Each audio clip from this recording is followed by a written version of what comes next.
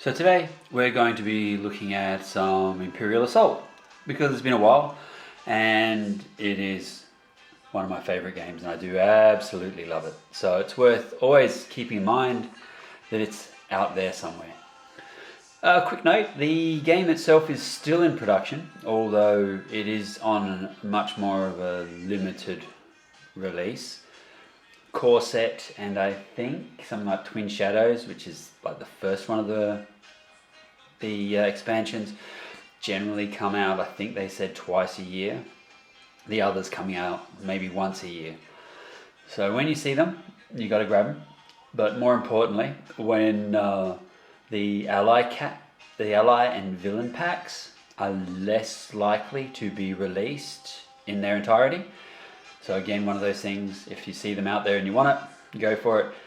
But it is a self-contained game. You don't need to have the complete every single pack in option just so that, you know, to play the game, to play the missions and to play the scenarios. You can generally run with the base sets as they are. They come with tokens for the models you don't have, and for the most part everything is in there. So that's pretty good. But obviously some people like to have a complete collection, so therefore ally packs and villain packs are good to collect. If you're lucky enough to have been playing it for long enough, you've pretty much got everything, sometimes doubles and triples, so yeah, it's worth it. But it is still a good game and it still holds in today's world, even though it was released roughly around the 2011, 12, 13, something like that. But as games go, it's quite good. The originators of Fantasy Flight sold it to Company A, who then split up all of the products to Companies B and C, and then Company B that has Imperial Assault has moved it over to Company D, and now is being outsourced to E. So essentially that's why it's taking ages, because you can imagine the chain of command and all of that. Anyway, so I'm not going to run through a full scenario, I'm not going to run through everything, but what I will do is I will go through a little bit more in depth on some of the finer points of the game. And this is was actually in response. I've been watching a couple of the videos that have been out and some of the channels that still do Imperial Assault. I think some of the more recent ones are, if it doesn't sound too recent, but the more recent ones are like 2 and 3 years old. And essentially they're people who've started the game at that point. And I think it's just worthwhile coming back and having a look at some of the broad how-tos and what things are and what it means. And yeah, so I've picked a random scenario and I've just laid out the board as that scenario, now as per the campaign, not from the skirmish. And I think in essence the campaign is the way that it is ideally being pushed from here on out, not as a skirmish game. And we'll cover a little bit of that as we move across. So if we start, let's have a look at the board and what we're playing with. So I'm playing with my dream team, well, the people that I love anyway. Fen, Jin, Diala, and Garkan. These guys are awesome sauce. So as we know, we have heroes and characters, we have the healthy side, and then as we flip them over, we have, when they get wounded, we have their wounded side, which is generally missing an ability, plus also reduced capabilities, and so on. Everyone can have an armor, everyone can have 2 weapons, and everyone can have 3 pieces of equipment. So as you collect things, that's the limitation, and as you buy them through the credit stores, through the armory and whatever else. They have starting points with their weapons, which have the dice colours, and we love dice. And yes, being Fantasy Flight, you've got funky dice. And generally we've got abilities that are kind of specific to each of the characters, which is fine. We love that. As we know, and again, this is going to sound repetitive, but I just like to reinforce health, endurance, and speed. Speed are the number of movement spaces you gain. To move through an open space is 1 movement point. To move into difficult terrain requires 2 points. To move out of difficult terrain is just the single point, as long as it's going into clear. We'll run through some of that. Then you've got the ability to move through friendly spaces, but moving through enemy spaces when there's an enemy figure is considered difficult terrain. So, endurance 4 when you rest. You heal 4 strain if you don't have enough strain, and this is the same across the board everywhere. If you don't have enough strain, then the balance comes off any damage you've taken. So during the game, when you're rolling to attack, you have these little surge markers, and surges can clear strain. If you don't have a strain, they can clear health, which is good. Anything that says that you clear strain allows you to clear health as you recover. So when you take strain, you can only use a maximum of your endurance as strain. So when you say I'm going to spend strain, the maximum is your endurance. But when you suffer strain, so if something attacks you and it causes strain, that can overload your endurance, and then that becomes a health issue. That comes off your health. So if Fen here is attacked by some Trandoshan hunters and they're within the range that causes an extra strain, then he automatically takes strain, and if he's already up to his maximum, then that's an automatic wound straight off, no defense, nothing, and then their attack. So those sorts of things come into play. Now that's all considered the 1 round. So what does happen sometimes, Fen might have 11 damage out of his 12, and then someone attacks him and causes a strain, and then about to launch an attack, and he's wounded. Or he gets wounded at the end. So basically that whole attack is just wounding him. It's not strain, oh, and I changed my attack to, no, that's the focus of the attack. That becomes the point of the attack, and even if he's taken the damage to become wounded, that's effectively it. He doesn't suffer an attack on him, on his wounded side, if the Trandoshans attack, as an example. Because it might come up in some of your games, and that's how it's done. So when they're wounded, they lose all of the damage, but they keep any strain to whatever the wounded side strain is. So, yeah. Right.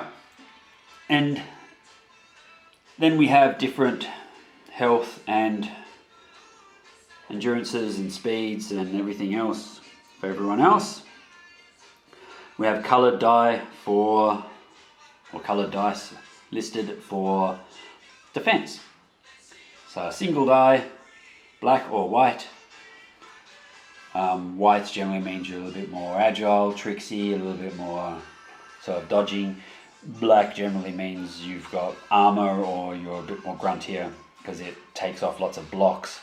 The white die has the magical dodge everything side, which literally means it dodges everything.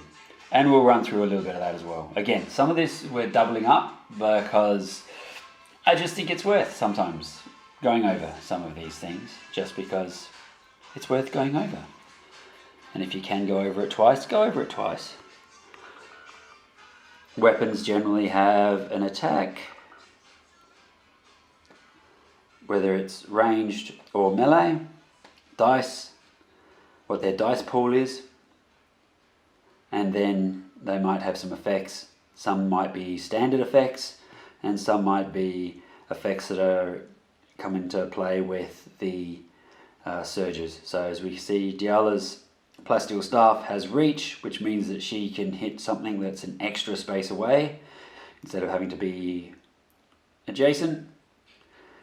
And any surges, stun and an extra one. If we look at Garkin, he doesn't have reach, so he has to be right next to them. And he's got a couple of other different abilities for that. we look at some of the ranged weapons, generally they add accuracy or booms. Blue die for attacking is good for accuracy. Green die is a bit of a utilitarian. It's got a little bit of accuracy, a little bit of booms, a little bit of surge. Yellow die is mostly surges. Anyway, alright. So let's have a look at the board and we can get started. This is a scenario from the Stormtrooper pack. Like I said, I randomly picked one. And it actually covers everything quite well. We have our starting spot underneath Diala. You have to start on that, and then everyone else has to be as close to it as possible. In this instance, there's a mission token right next to it, and that has special rules. You could have put someone on top of that, it doesn't matter, but generally, in this instance, you probably wouldn't. Stormtroopers, probe droid. So this is the standard deployment, and we have 3 doors. Every mission comes with what it's got attached and what the rules are. They'll tell you if the doors are locked to someone, or if they can only be opened by a certain way, or how to crack open something. So whether it's supposedly black die for defense on the doors, or 1 die, 1 block, 2 blocks. They've got anything between 5 and 8 health. It all depends on the scenario, and it'll work it out from there. So the rules explain all that. Now, this is where from here on, this is where we get a little bit tricksy. Because when it comes to understanding this game, in part, what we need to remember is that there are 3 elements to this game. And those 3 elements generally reflect well with certain people who prefer one over the other. Alright. This is not gaming specific, but life specific, so if you're keen to understand this, you can research a little bit more. But essentially, there are 3 general ways of learning something. Now, my personal experience is that people gravitate toward a particular one, and you can almost work that with what type of games they like to play. Alright, so you've got people who like to be shown something. Let me show you how this works, let me show you how this plays, let me show you this. Let me show you a game, let me watch a game, watch a few rounds, let me watch a whole game. These are the sorts of people that are generally board gamers, and they like board games, and that's how you learn a lot of board games. You learn a lot of board games because someone's shown you how to play it, and then you work out, once you're solid, what the rules are and everything else. So you get shown something, and if you go to a board game store or a board game convention, that's what they do. They set it up and they go, let me show you. Then you have the people who like more tactile understanding and learning. And these generally fall into the category of tabletop miniatures games. And you can see that when you walk into your favorite store and they say, let's play a demonstration game. Let's play this. Hold these dice, roll that, and so on. And so you get more of an actual physical experience when you're playing with the miniatures and when you're playing on a miniature game. And that's why for some people the miniatures are really important for the representation, because that's kind of their jam. Then you've got the third kind, which role-playing gamers sort of fall into more often than not, and that is they can read something and they get it.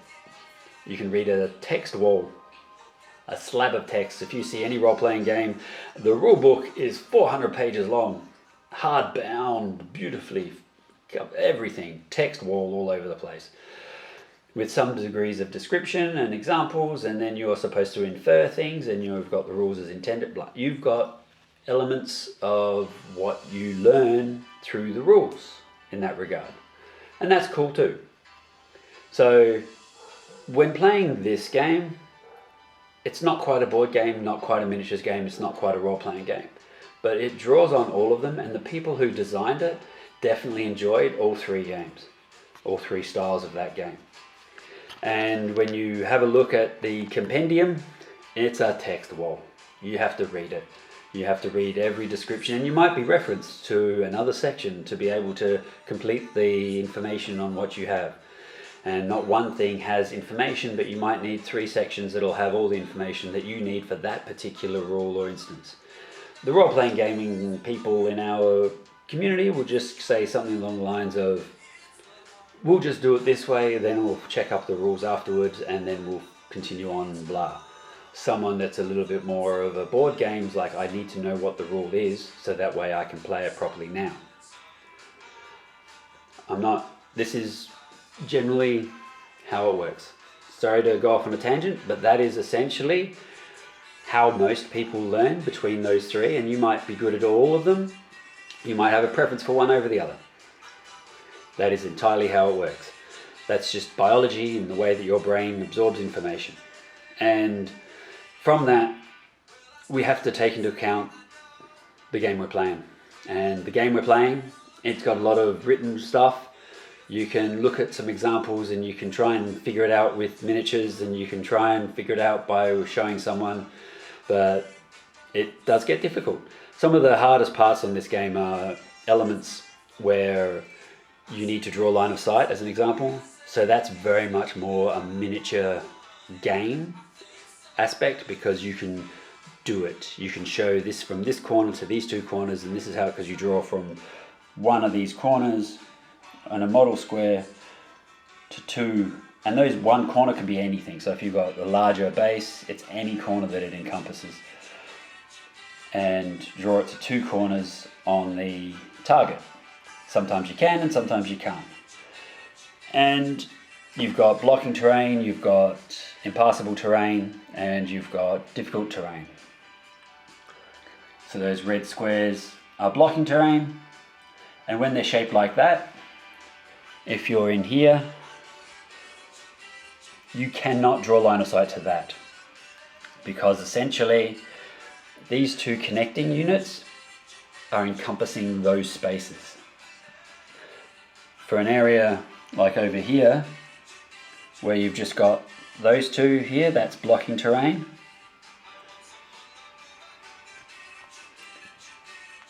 And you can stand here and you can draw line of sight outside of that blocking terrain. Models block line of sight, but they are not blocking terrain. You've got walls which block line of sight and block movement. The blocking terrain blocks line of sight and movement. You have your difficult terrain. In this instance, it's a debris pile. So as I said, moving into it doesn't factor, but moving out of it is the extra one. In this instance, because we've got clear around, it's 1 movement to go in, 2 movement points to come out. So it'd be 3 to go 1, 2, 3, 4 to come through. Doors are actions. Characters have 2 actions per every phase. One of those actions can be movement. One of those actions can be an attack. Only one can be an attack, and any action that you have that's defined as anything else inside of your capabilities that is an attacking action, example pounce, that's an attack. We'll always take up an attack. So you can only do 1 attack if you're not a hero. Allies and Imperials and all the other models that aren't heroes can only perform 1 attack. Alright, so you see those dotted lines right there. So that's impassable. So you can't go from there to here, traditionally. You can see it's more like a raised section on top of an area. So it might be just raised and then down. You can be here and shoot. It doesn't block line of sight anywhere. So to or from these, you've definitely got all access, but you can't attack with a melee weapon. That's important. And then we've got, what else have we got? Blocking, blocking, blocking. So if we'd had a larger area, sometimes there's pools of water, then that entire area that's encompassed inside the squares would be that. Not just the ones with the edge. It's everything that's encompassed inside of it, if it's complete.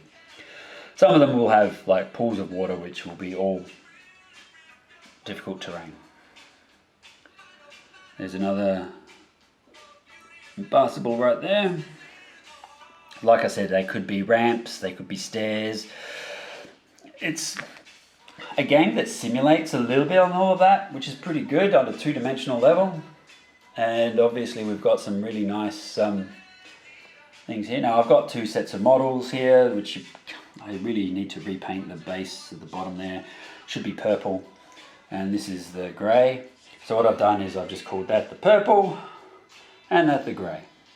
And as you can see on all of my models that have multiple in things, I've got 1, 2 and 3, which would equate to the 1, 2 and 3 here.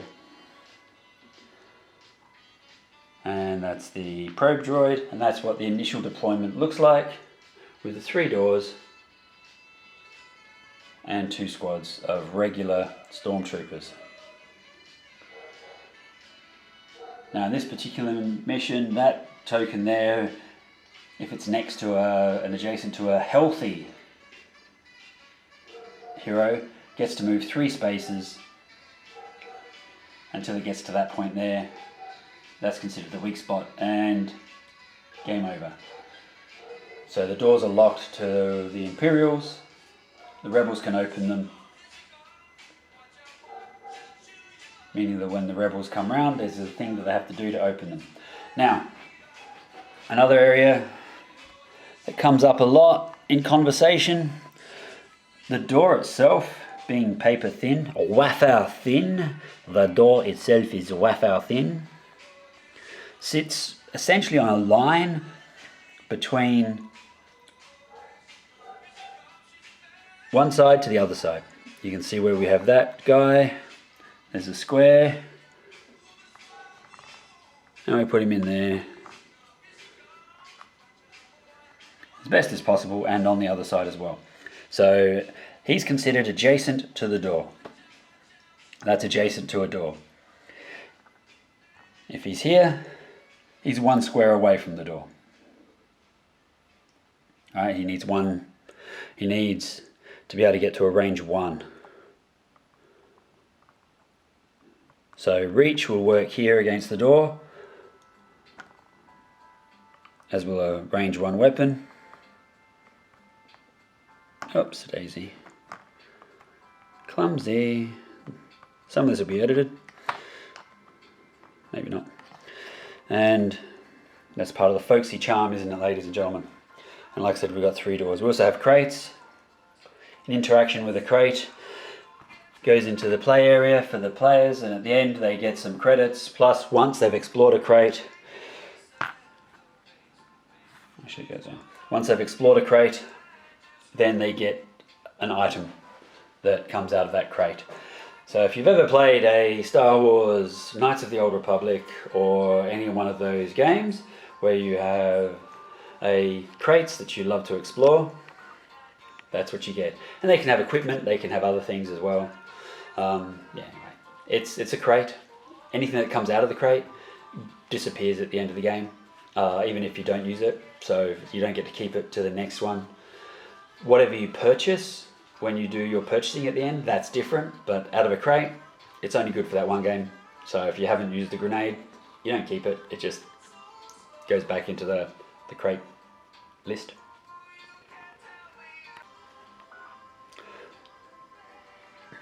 So you get all the tiles for each set, and then when you have your missions, it'll tell you which tiles from each one to make, and then you basically have to put it together based on the picture. So that's always the fun part. A little bit like a jigsaw puzzle, which again comes back to those ways of learning that we were talking about before. But what I've heard, I don't know, is that the most recent printings are of a different level of quality to the original printings. I don't know, but I am sourcing an original, like a more modern version of the core set in order to be able to see if there actually is a difference in the quality between older sets. The newer sets all have a lot of the errata printed on the new cards, which is good.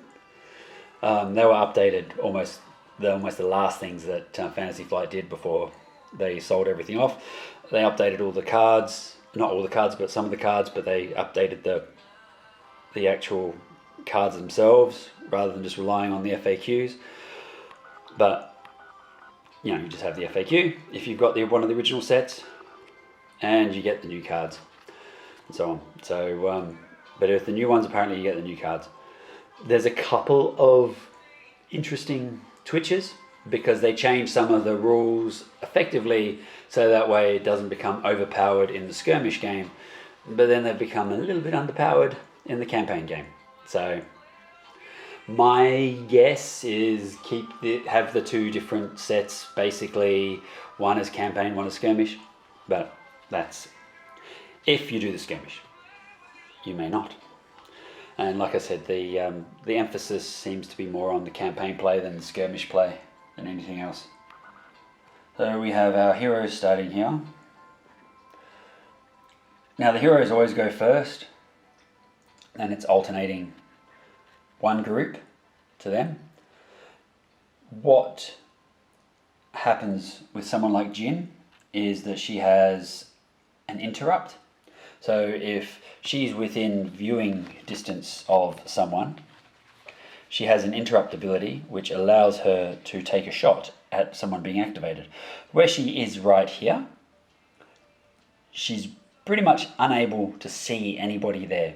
So any of these stormtroopers can act, and she doesn't get a shot because she can't draw corners.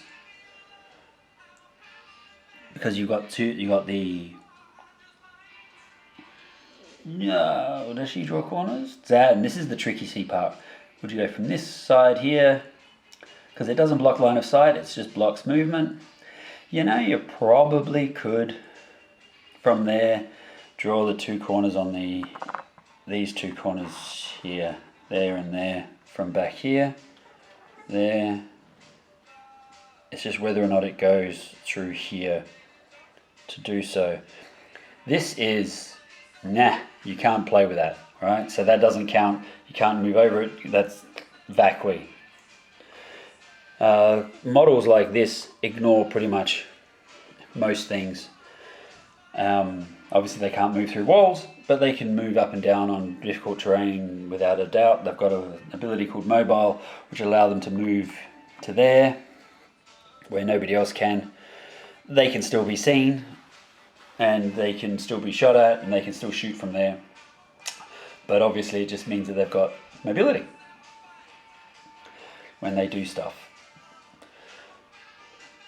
But anyway, so that would be the main thing. But anyway, so when that one guy activates, Jin can take a shot. But if she was at the front here, then she'd have full visibility to that group, and when they activate, apart from the guy at the back, she can take a shot there. Now you get one of those abilities as long as she's got activations. So in a 4-player game, she will have one activation. In a 2-player game or 3-player game, like when there are 3 characters, you get an extra activation sometimes, or usually if there's 2 characters, everyone gets 2 activations. If it's 3, then a spare activation is given, is rotated between them. I did forget to put the activation tokens out. So there are 4 activation tokens for the players. If you don't have 4 characters, then the 4 are shared between the 3, and if you have 2 characters, you get 2 apiece. It's that simple.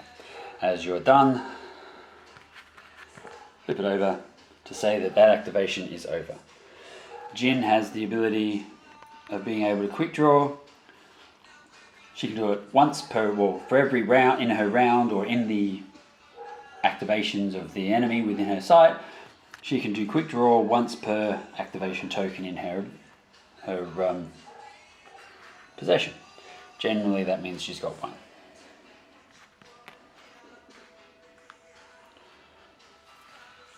And when the heroes activate, again they get 2 actions. One can be movement. They also have a few other strain options because they're the only ones that can take strain. Everyone else takes strain as wounds, not as a separate mechanism.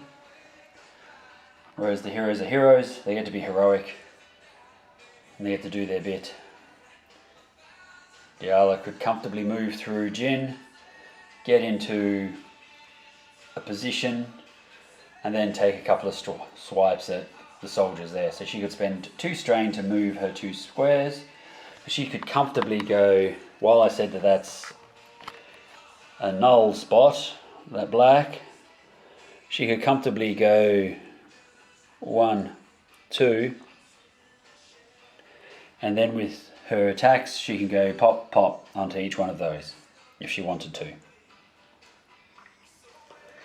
And she has a force ability that allows her to spend 1 strain, or 2 strain, sorry, and she can remove a defense die from the targets for 2 strain. But she can do once per activation. So again, if she's got 2 activations, even if she's in the same round, she can do it twice. But why would she want to do it? Unless there was a specific reason. But if she has 2 activation tokens, even though she's only used 1, she's still able to do it twice in a round. She can do it twice because she has 1 per activation token.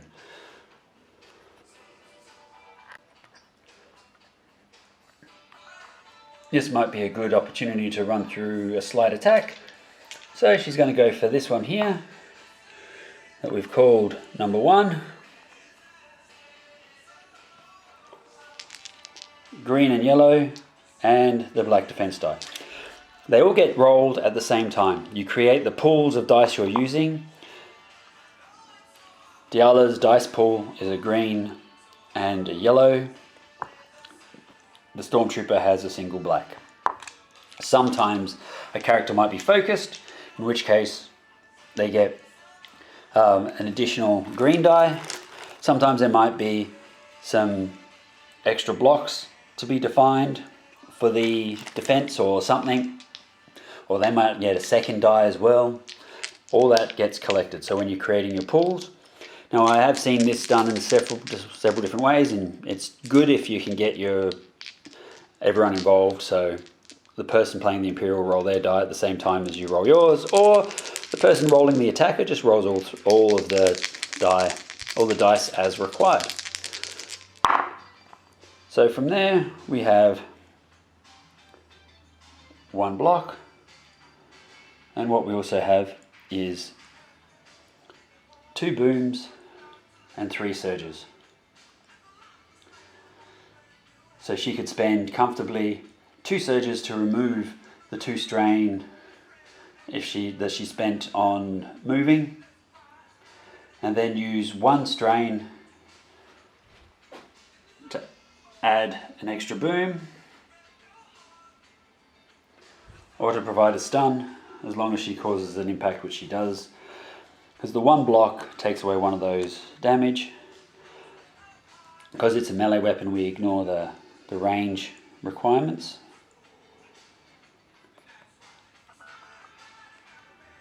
So she inflicts 2 booms on number 1, and she gets to remove 2 strain from her pool, from her collection, which is pretty good. So we said it was number 1. So the purple one, like I said, I have to redo that purple base, but the purple is going to be using that one, and the grey is the grey. The number 1 character has 2 wounds on him. The other 2 are at this stage undamaged. So for her second attack, she's going to spend her 2 strain to remove the one defense die from number 3, which happens to be the other one. So all we're now rolling is the attack.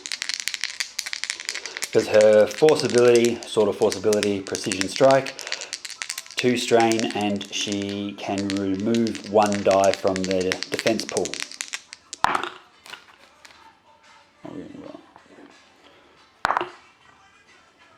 So that's 2 damage with a surge. She could add a boom and remove the model, or she could use the surge to remove one of the strain that she's gained. Then that character has 1, has suffered 1 damage, but she's going to remove the model and keep her 2 strain. So that's what it looks like for that group now.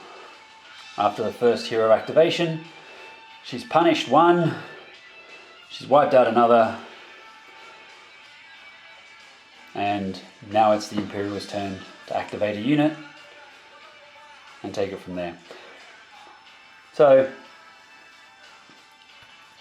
dealing with dice, we have a couple of different ways of these things going down, and I'm going to run through a couple of scenarios before we go any further. So that's what that's what she looks like now. She's got 2 strain. Let's play some hypothetical games. Alright, so the Stormtroopers with the blue and the green are attacking our favourite Wookiee, who has 1 black die.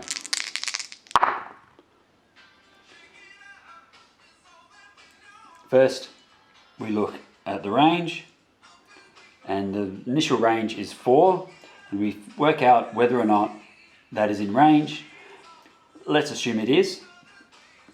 Now we've got 2 surges and 2 booms. Garkin has 1 evade, which takes away a surge. So essentially what we've got is 2 booms, or 2 hits, and a surge for the effect from the Imperials. If this soldier was next to Garkin, they can re-roll 1 die. Not next to Garkin, next to another trooper. If one trooper, because they've got squad training, if they're next to a trooper, then they get to re-roll 1 attack die if they want to. And essentially what is going to happen is the best result are 2 booms, which aren't going to change anything from what it is now, and we don't need the extra range, so the result would be no. Garkin, if he had a re-roll ability, he might decide, yeah, I'm going to re-roll that. Now, the time to re-roll it all is now, because essentially both sides re-rolls straight away. So now that he's got the 2 damage, which will come in for 1, the Imperial, depending on the dice, may still want to decide for a re-roll, which is still within their purview, because we're still re-rolling. On the phase of declarations, that re-roll declaration, it's essentially simultaneous still, much like everything else, but you can't force someone to make a decision before you've made your decision or your call. You just agree that this is the end of that particular thing. So sometimes you can only re-roll once, and you can only re-roll 1 die once. That's generally the rule. So even if they decided to re-roll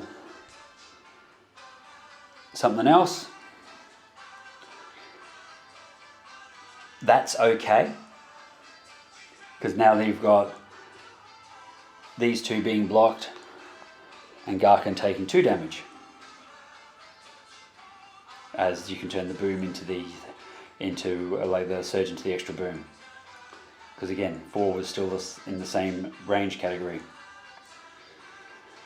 So that's important as well, that phase of re-rolling is an amorphous blob of decision making. It's not something that's, are you going to re-roll? Are you going to re-roll? You're not going to re-roll? Well, I'm going to re-roll. Oh, well, now I'm going to re-roll, but you said you can't re-roll, etc. That entire re-roll phase is the re-roll phase. You can only re-roll something once, it's done. Done. Done. Sometimes you might get a spare re-roll. So say for instance, I can't think of a reason why, but let's say, well, especially on that roll, you wouldn't do it, but if squad training allows them to re-roll 1, and then they had a special ability that allows them to re-roll the die, they can't re-roll the one they've just re-rolled, they have to re-roll the other one. Like I said, in that particular instance, but it's just, you can only re-roll something once, and sometimes multiple re-rolls can occur in a round through a special ability or through a particular switch or an order or a trigger or something. And that still comes into play, even if it's not something that's, oh, but I've re-rolled, but you only re-rolled 1, well, you can re-roll the other. If you're in a scenario where you get to re-roll all the dice, so say for instance, for whatever reason,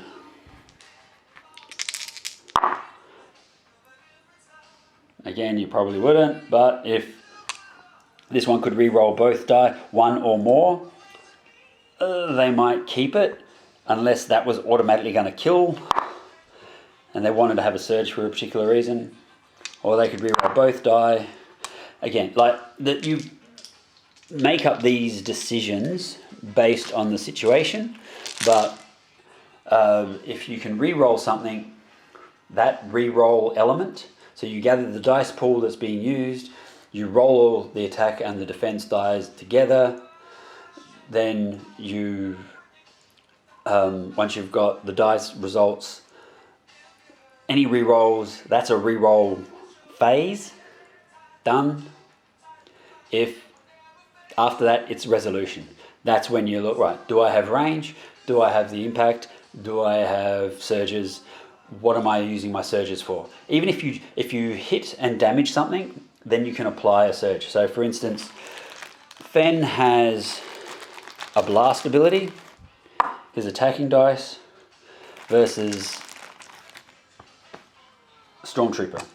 He's going to blast because the Stormtroopers are next to each other.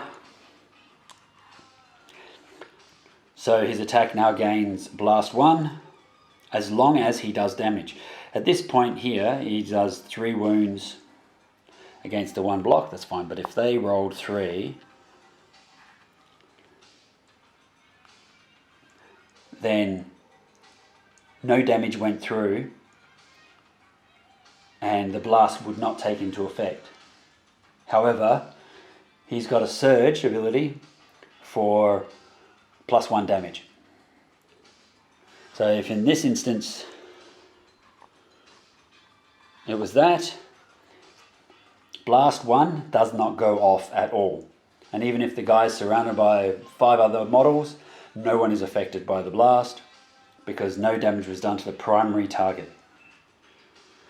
If the damage was inflicted to the primary target, then the blast can go off, or the cleave can happen, or the stun effects, the bleeds, and so on.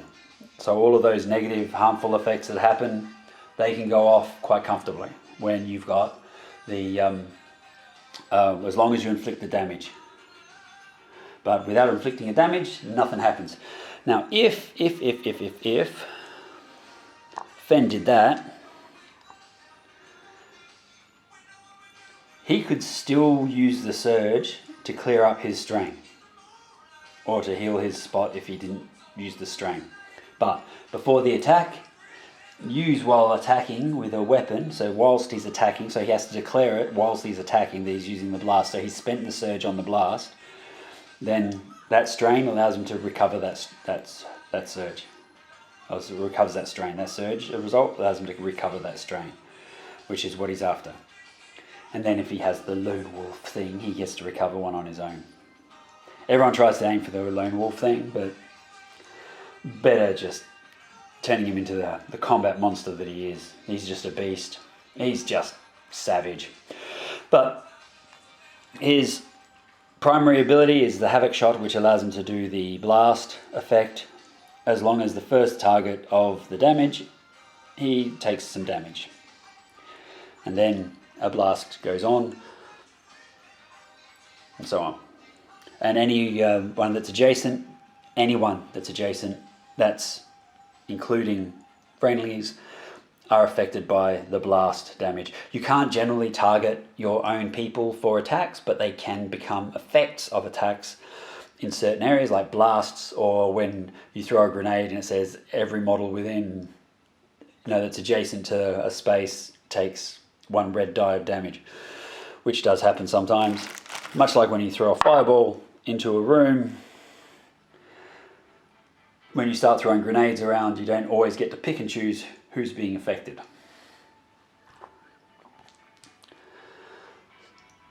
Which comes to cleave.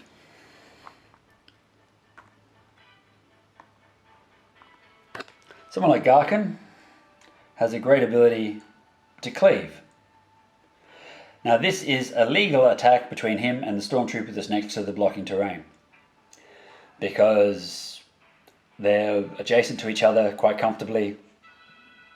He's good for that. Just because he's next to the blocking terrain, it doesn't stop him from actually engaging. As I said, over here,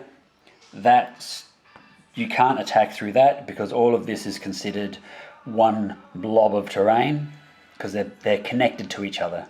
So all of that is one connecting blocking terrain. Just like this is one connecting blocking terrain. And that is one difficult terrain. So when Garkin does his attack here, he rolls a red and a yellow. And he picks that one, because why not? So red and a yellow versus the black. And we roll.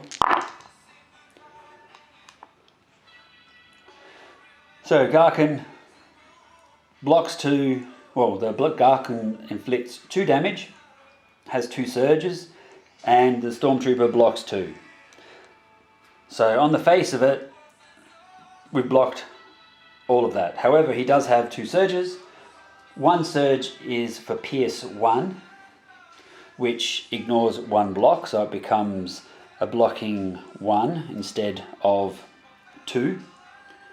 So now the Stormtrooper has suffered 1 damage. That's for 1 surge, and the other surge ability gives him Cleave 1.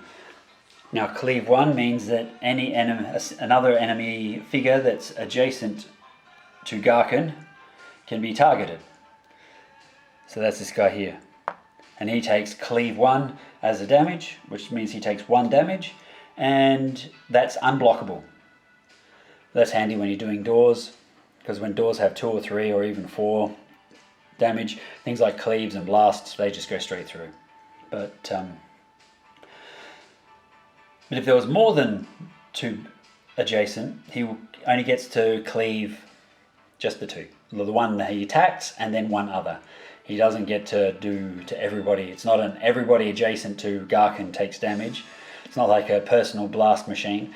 It's just another figure that he's adjacent to. He can target as well. When he has reach, there's that 1 space distance. That is still fine, because he can still draw line of sight and attack. You treat it just still the same levels of line of sight as you would with a firing ranged weapon, even though it's a melee weapon. So he's okay with that, and okay on that one. So he could still, with reach, he could still attack both of those and cleave comfortably. Yeah.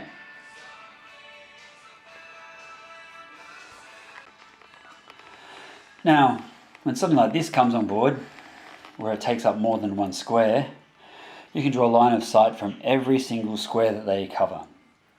Any square, either square, in whichever direction based on that square. So set up from here, you can set up from those two squares any single corner and draw a line of sight to whichever opponent you can draw a line of sight to, and you can attack it. So it's sort of on a bit of a 360 swivel. Of course, the walls here.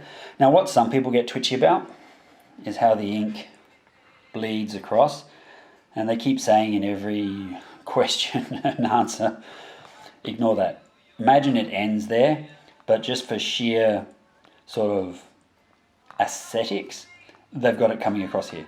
So if you're located there, you can move there comfortably without worrying about anything.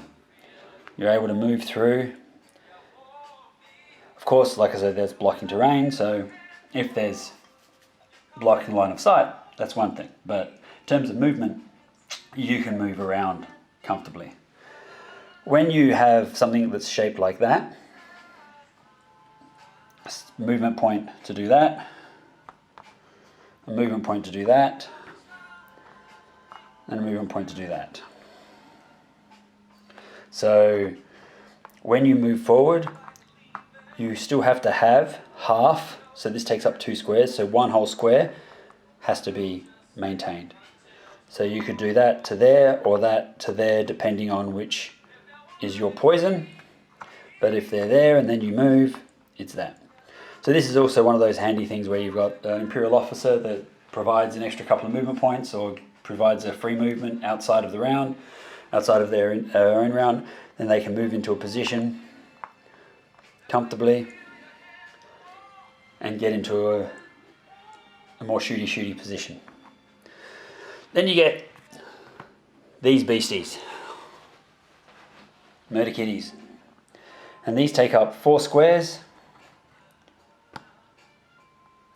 and when they move, this one moves 6, they move 1, 2, 3, 4, 5,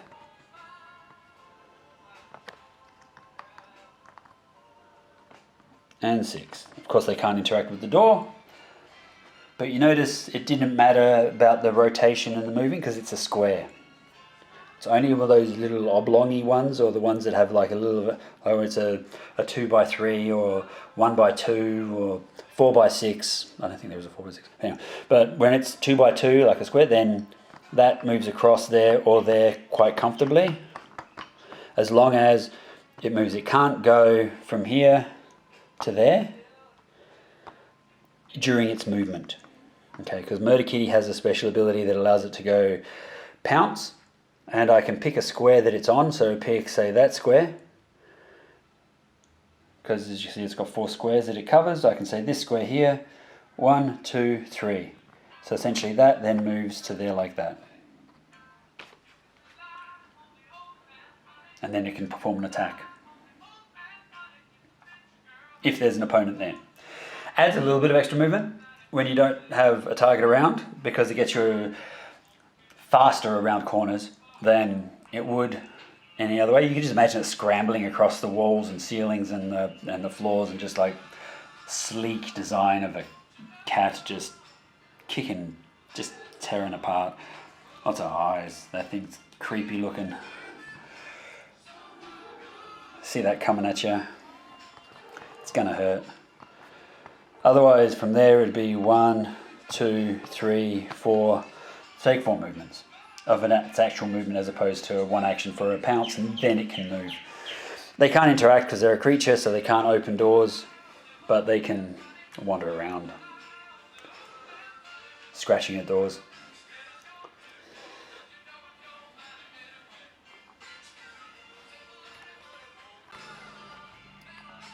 So the more larger doesn't always, they've got more constraints as to what they can do. Like something like this can do that,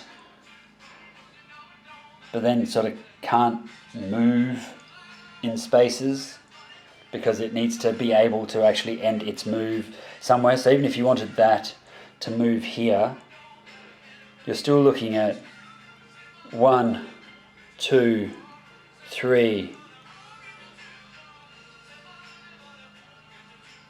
4, 5, 6, 7, 8. I can't, because it's impassable terrain. So it's, unless it says a rule that says it's mobile and it can ignore impassable terrain, or in the basic terrain, it becomes harder with some of these larger things to try and do it. And what you do find is you've got the murder kitty and something like that. Their agility becomes more of a disadvantage because where can it pounce to? Because yes, it's mobile, so it ignores difficult and impassable terrain and difficult terrain and blocking terrain and all of that. So I could go there as a pounce, but that's its attack. And then how does it move? What does it do? So basically that would be, if the murder kitty was here, so if the Nexu was there, that would be a pounce to do that. From there, or a move forward and an attack. Move forward 1 and attack. So you've got to be a little bit careful. They've got 6 movement. This sort of thing has 6 movement, and there's nothing against saying, okay, I'm going to do a double movement, so now I've got 12 movement points, because you want to bring it all the way over to here. But to try and get something across, you can't end on top of a character, you can't end on top of, but you can move through characters quite comfortably. So if it was going 1, 2, 3, 4, 5, 6, that ends on top of the E-web, but then you go 7, 8, 9, 10, 11, 12. So that brings it all the way. That's its full double movement. So whether you want it to bank both those to say that they're now 12 movement points as opposed to 2 lots of 6,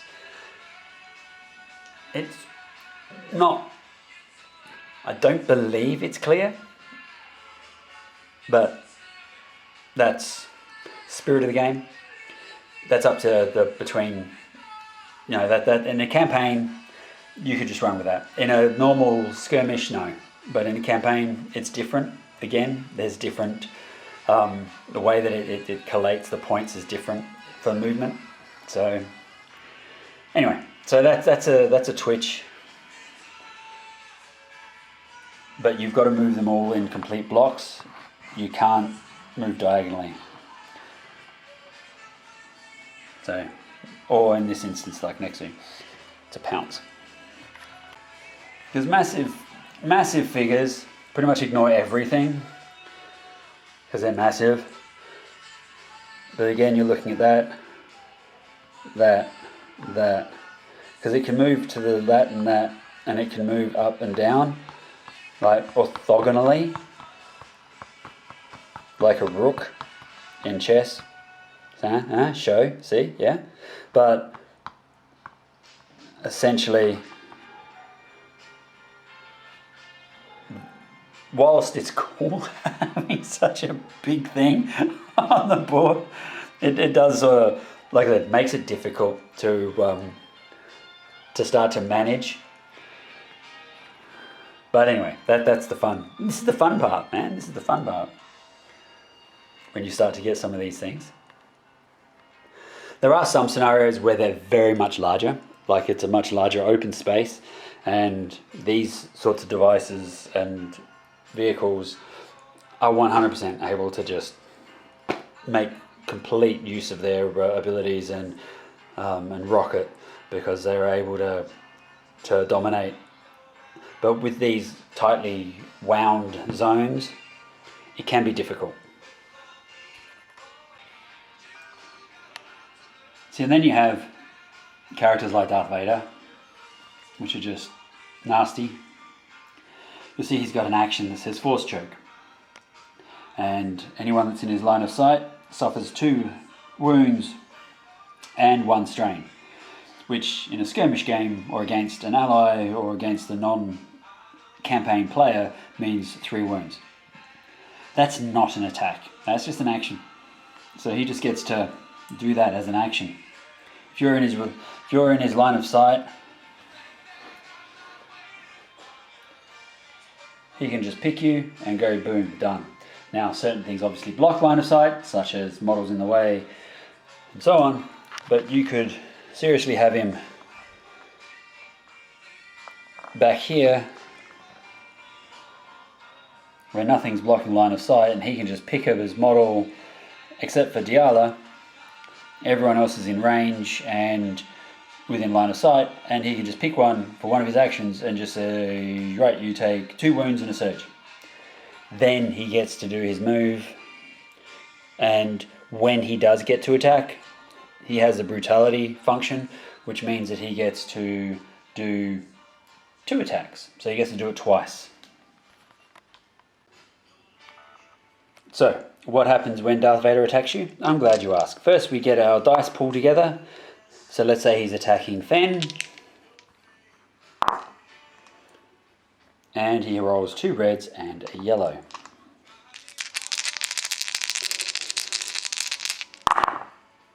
Fen blocks 2. And Vader inflicts 5 wounds with 2 surges. One of his abilities for one of his surges is plus 2 wounds. So he can use one for that. And his other surge is Pierce 3. There's only 2 blocks, so that effectively is removed. And Fen would take 3, 4, 5, 7 damage from a Vader strike. Oh, and then Vader gets to do it again, because brutality.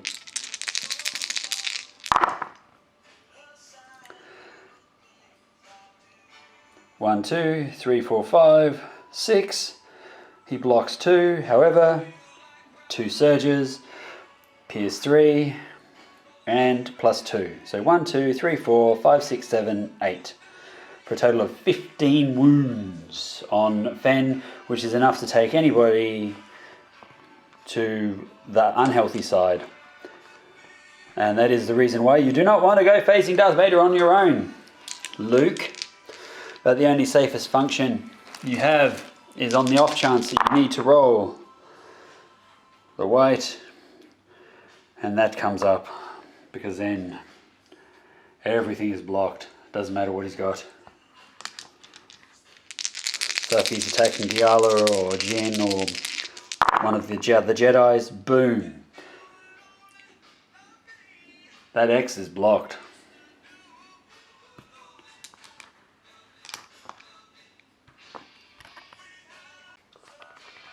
So Vader's pretty badass. So thinking about what else,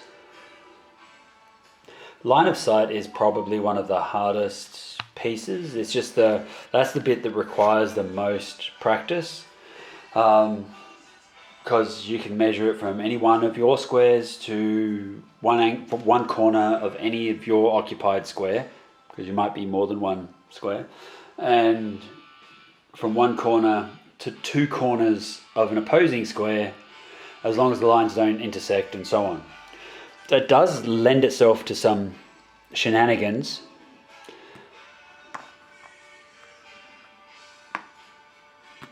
So what we have here, Fen can shoot that essentially from this corner here. He can map a line to 2 corners, there to there, or from this corner, he can map it to the back of this corner here and that corner. It's not so much from that one to that one, because that's intersecting. Like the lines can't go on top of each other. They've got to be separate lines, so no matter how close they are, but they shouldn't allowed to be on top of each other.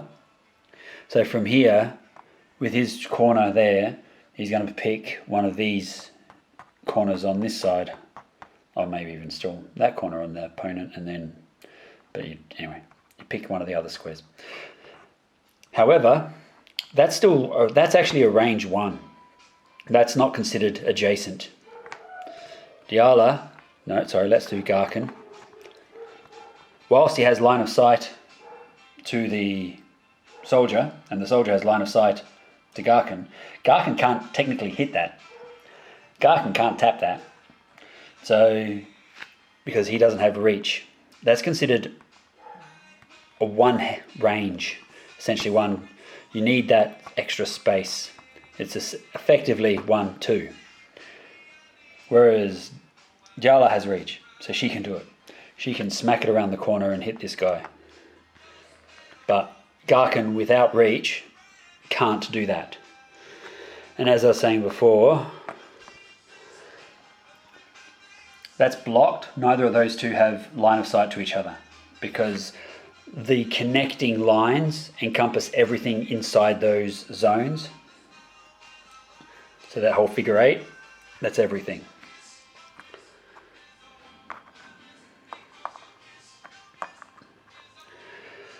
But with that, Diala can hit this guy as a melee. Because yes, this guy blocks line of sight, but in this instance doesn't actually count as blocking terrain, because if she wanted to, she could go 1, 2, 3. She could move here, like through the guy anyway. So it doesn't count as a blocking terrain piece, even though yes, if Jin was here, she can't attack the guy at the back because there's a soldier blocking line of sight. Here, she can shoot either one. She's over here, that's different. She can't shoot that guy here because she can't draw an angle on 2 of his corners. From there, she can draw from the top corner here on hers to 2 of his corners in that square. But back here, she can't. Because she can't draw 2 lines to that square into that corner. So, line of sight wise, no. Then this guy can activate. Jin's ability doesn't come into play, and he can move 1 and then shoot, or move down here and shoot.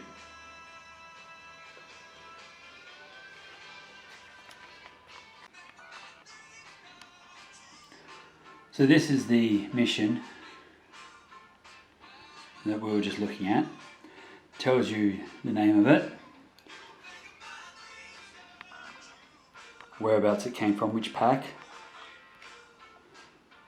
The tiles, core set with the ones figured, and then I'll have a little symbol for each of the different core sets for their tile from which tiles they need.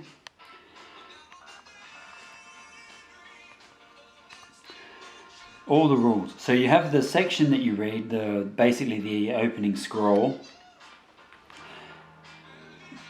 Then you have what the rebels have to do and what the rebel mission is.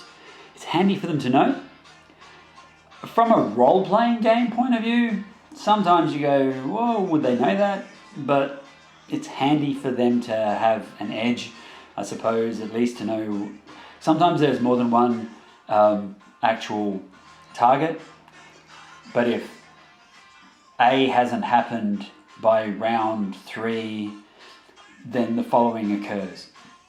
So it's handy for them to know the urgency on some actions over others. While yes, they might have 2 or 3 things that they have to do, which ones are more urgent than others, what's a priority.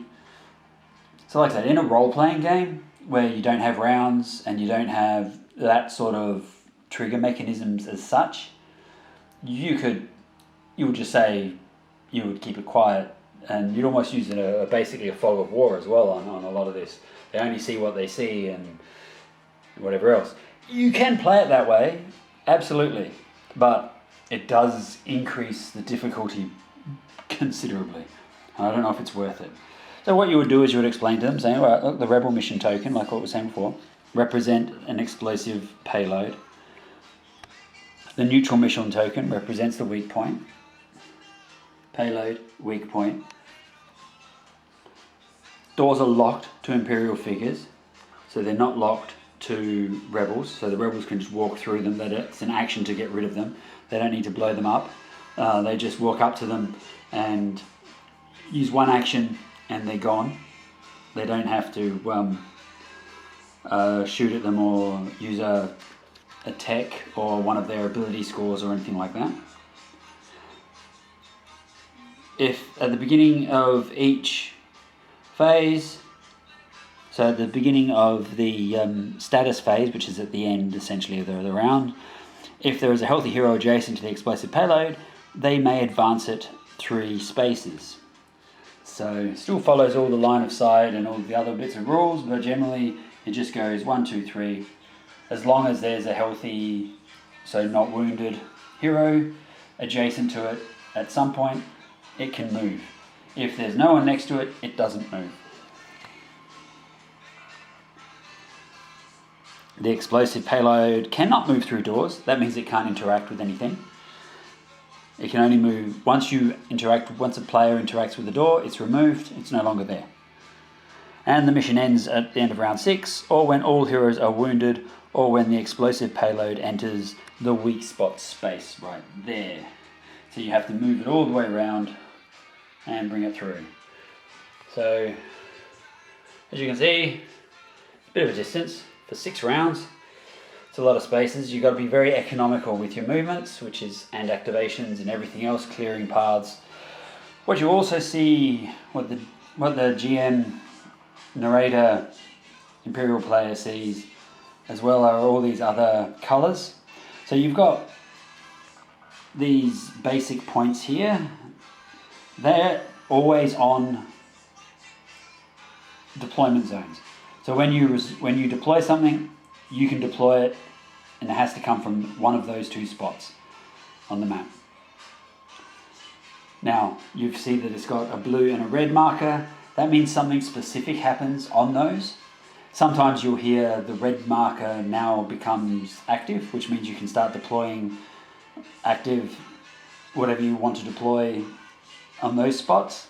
But until that happens, you can't. So from here, for instance, you can't keep loading up in this room just because until you get told to do it. As you can see, there's slabs of text, so you have to read it, and you have to read what it is and what things do. So what you have is an event summary. So round 6 is the end of the mission. Each time the rebels advance the payload, the Legion. So the Legion says that the Imperial player chooses one of the following: reinforce 1 regular Stormtrooper, 4 threat to deploy 1 regular Stormtrooper group, or increase the threat by 1. So that's the points that are used to reinforce and to add more deployment groups. So remember, at the end of the status phase of every round, so at the end of every round, when the payload moves, the Imperial player does this. Which means that's a lot that's going on the board. There's a lot of stuff in between the players and where they need to get to in 6 rounds. And then, of course, the first door opened into the breach. So when the first time a door is opened, so there are 3 doors. The first time a door is opened, the blast door is open and the internal defenses are ready for you, etc. So increase the threat by 1. Resolve an optional deployment at the blue spot. So remember, that's where the blues are. So the blue isn't active. You just resolve a deployment immediately right there. So if you've got 4 threat on your in your pool, you have to deploy something that's straight away. So it might be whatever you can afford. You might have some officers in the reserve groups or something, some stormtrooper groups. So once the door has been opened, we increase the threat by 1. So increase the threat by 1 plus the threat level. So if the threat level is 4, then you increase it by 5. Then deploy one of the optional deployments in the open groups at the blue point, and deploy the reserved elite stormtroopers on the red point. The red point is now active, and the doors are no longer blocked. It's the Imperials. So now the Imperials can just do the same thing. So the moment you open one door, it sort of does all these other things. So a unit gets deployed down here, another unit gets deployed here, plus then if you've got space when you start your activation, you can deploy over here as well. So it's like all of a sudden you're jamming it all up again. Now, what's to stopping you from having an unlimited amount of troops? Essentially, deployment and setup. So what you're starting with, the initial groups are 2 regular stormtrooper groups and a probe droid. There's 1 reserved of elite stormtroopers. So these are kept hidden from the players. They just have them aside. You can only deploy the reserved groups when the reserved groups get called in as part of the mission. And then you have open groups 3. So that's when you have a selection of 3 units. That can be another probe droid, a Nexu, a Imperial officer, an elite officer, another elite stormtrooper unit, or one of the others. Whatever you've got in your pool of available deployments, that's what you can use as your open groups. And so between the 2 groups of stormtroopers, the probe droid, the elite trooper, and the 3 groups, that's everything that you can have on the board. So that's